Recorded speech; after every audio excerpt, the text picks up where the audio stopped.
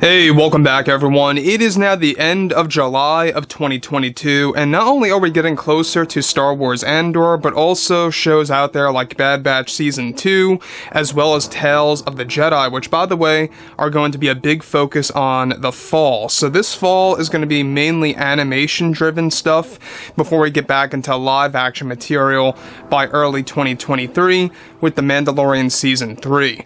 This is Mike Zero. Make sure to subscribe if you are new to the channel for future Star Wars updates. Also, by the way guys, make sure to drop a thumbs up on this video to support the channel. I thank you also very much for the kind support. It is greatly appreciated. Now, one thing that a lot of Star Wars fans have really been very curious about has a lot to do with the fact that there's a lot of things happening between Jon Favreau, Dave Filoni, George Lucas by dragging in a lot of Star Wars legends, and exactly how they're going to be able to balance all of that out with the new Star Wars material and old material coming into the equation here, and how accurate everything is really going to be. Now, Favreau said this before in the past, that they plan on making the Legends material in Star Wars very much accurate to the old stuff, and that's exactly what they're pushing for with The Mandalorian Season 3 and 4, as well as Star Wars Ahsoka and other Star Wars TV shows out there to come as well.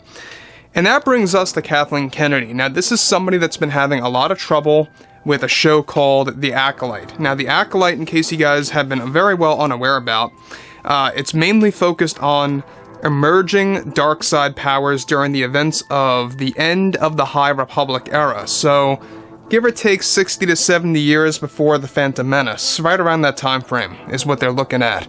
And it really is, you know, something that sounds good on paper, but let's not forget that it is going to be creatively controlled by Kathleen Kennedy in full. Not partially, but in full.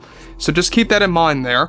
But with both Disney and Lucasfilm getting ready to announce new Star Wars TV shows at D23 and Disney Plus Day, creators Favreau and Filoni are actively developing new Star Wars projects now as we speak. However, it's described that behind the scenes, Kathleen Kennedy is trying to convince Disney and Lucasfilm to do something drastic with the planned roadmap of Star Wars, with Obi-Wan Kenobi Season 2 now in the works by Lucasfilm, that will no longer involve Kathleen Kennedy on a creative scale, with Joby Harold and Deborah Chow also out. Kennedy is trying to convince the Disney executives to cancel the Obi-Wan Kenobi TV series for a second season, given that executives have decided to not use Reva in the show, which upset Kathleen Kennedy since this was the character she was trying to promote. As of now, Kathleen Kennedy is getting ready to have an additional meeting with Disney about her reasons as to why Kenobi Season 2 should be cancelled. However, this is causing further conflict due to the fact that Disney wants nothing to do with Kathleen Kennedy anymore, besides what she is doing with Acolyte and Skeleton Crew moving ahead. The second season of Obi-Wan Kenobi, specifically instructed by Disney CEO Bob Chapek, is to focus on Luke Skywalker strictly purely as well. Now, let me just pause here for a second. The thing about Disney CEO Bob Chapek here is that he's now trying to really create a legacy of his own to leave, because he is actually, you know, trying to fix things. He's actually trying to really turn things around for Star Wars and bring things back to the way that they were before Disney even took over Star Wars, you know?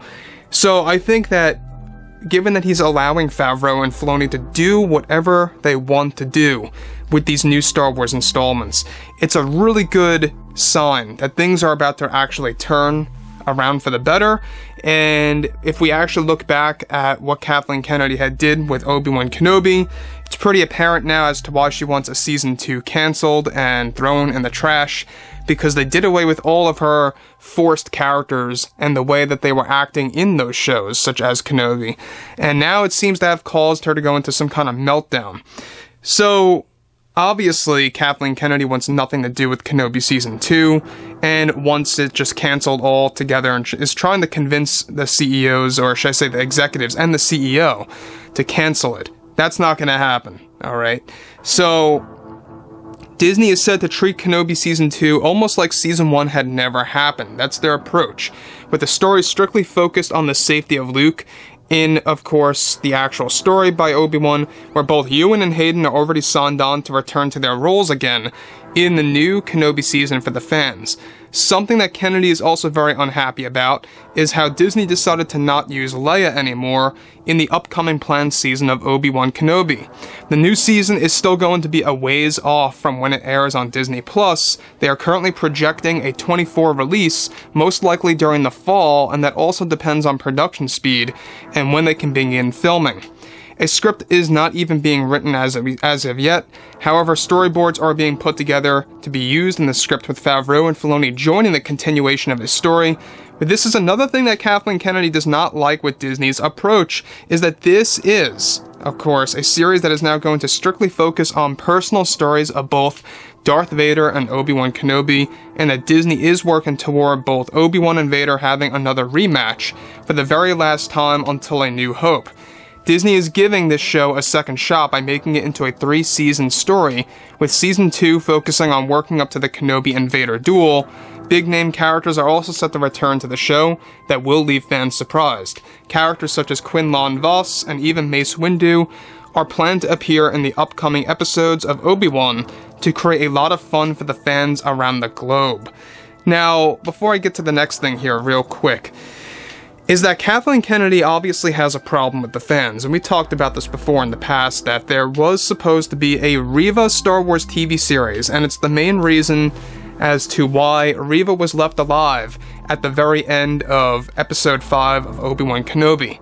And the original treatment of Reva by Stuart Beattie, the original writer of the Kenobi movie trilogy, by the way, she was supposed to die by the hands of Vader, specifically after she lies to Vader about killing Obi-Wan, and whatever he was hiding is that is now disclosed. And Vader senses that she's lying herself, kills her, and that was the end of the character. Now, it ups the stakes, because now in this story that Beattie used, that was rejected, you have Vader shown as this ruthless villain, where now out of nowhere he spares Reva, somebody who knows not only his identity, but was also once a youngling and a potential new Jedi. I don't understand why they had to make something so drastic like that, as to why Vader would have such a character change there.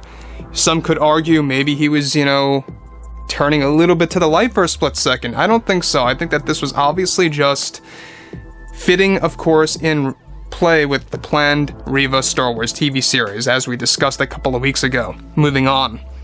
Now, Disney executives are not having it. They're not listening to Kathleen Kennedy. They are totally ignoring her requests, her demands, her proposals, whatever have you, all of her ideas and concepts, and especially the request to cancel Kenobi Season 2 after she pretty much lost her creative control completely over that, and how Reva and Leia are out, as well as Joby Harold and Deborah Chow are out.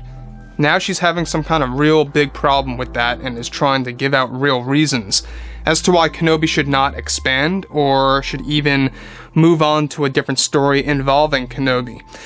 But I digress. I think that at the end of the day, given that Favreau and Filoni will be involved, I think that we are in good hands here. I mean, we got a lot of projects on the horizon. We got Book of Boba Fett Season 2 now back on the roll. Initially that was too canceled and was not going to happen.